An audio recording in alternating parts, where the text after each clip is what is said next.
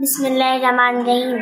एक बार की बात है, हमारे आखिरी रसूल हज़रत मोहम्मद मुस्तफ़ा सल्लल्लाहु अलैहि वसल्लम एक बार किसी दरख्त के नीचे आराम फरमा रहे थे। यह मौका देखकर एक काफिर वहां आया और उसने आप सल्लल्लाहु अलैहि वसल्लम पर तलवार तानकर बोला कि अब बता, अब तुझे मुझसे कौन बचाएगा।